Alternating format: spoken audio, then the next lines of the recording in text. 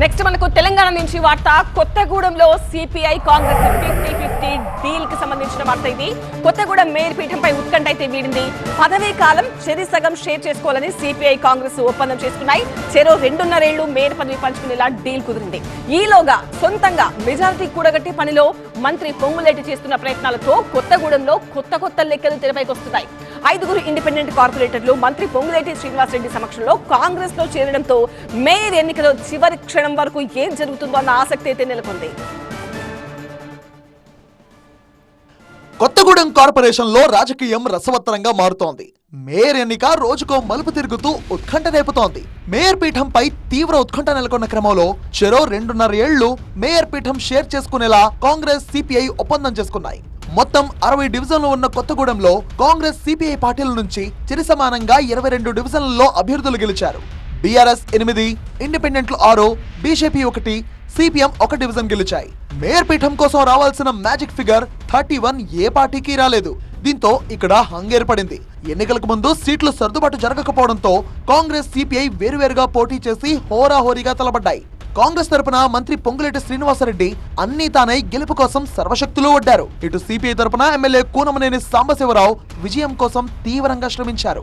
ఒక రకంగా ఇక్కడ మున్సిపల్ ఎన్నికల్లో పొంగులేటి కూనమనేని మధ్య ప్రత్యక్ష పోరు నడిచింది. హంగ్ ఏర్పడిన తర్వాత సిపిఐ కాంగ్రెస్ పార్టీలు సొంతంగా మేయర్ పీఠం దక్కించుకోవడం కోసం వేగంగా పావులు కదిపాయి. ఈలోపు సిపిఐకి బీఆర్ఎస్ మద్దతిస్తున్నట్టుగా కేటీఆర్ ఓపెన్ ఆఫర్ ప్రకటించారు. అయితే సిపిఐ మాత్రం బీఆర్ఎస్ మద్దతుపై నిర్ణయం ప్రకటించకుండా తమ పార్టీ జాతీయ నాయకత్వం ద్వారా కాంగ్రెస్ అధిష్టానంతో సంప్రదింపులు జరిపేలా చూసింది.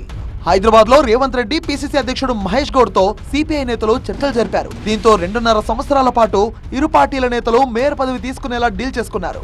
రాత్రి సీఎం గారి సమక్షంలో, పిసిసి అధ్యక్షుడు సమక్షంలో మా పార్టీ నాయకులు పల్నారాయణ రెడ్డి గారు తదితరులు వారితో చర్చలు జరిపి ఒప్పందం చేసుకోవడం జరిగింది. ఆ ఒప్పందం ప్రకారం 2.5 ఏళ్ళు సిపిఐ, 2.5 ఏళ్ళు కాంగ్రెస్ ఉండే విధంగా మేయరు మేమైతే డిప్యూటీ మేయర్ వాడు మేయర్ అయితే మేము డిప్యూటీ మేయర్, ఆ విధంగా ఒప్పందం చేసుకోవడం జరిగింది. ఈ డీల్ తర్వాత మరో అనూహ్య పరిణామం చోటు చేసుకుంది. 5 ఇండిపెండెంట్ కార్పొరేటర్లు మంత్రి పొంగులేటి శ్రీనివాసరెడ్డి సమక్షంలో కాంగ్రెస్ పార్టీలో చేరారు. దీంతో స్వతంత్రులు సిపిఎం కార్పొరేటర్లతో కలిపి కాంగ్రెస్ బలం 28కి చేరింది. ఇంకో 3 చేర్చుకుంటే సొంతంగానే మేయర్ పీఠం కైవసం చేసుకునే అవకాశం కాంగ్రెస్ పార్టీకి ఉంది.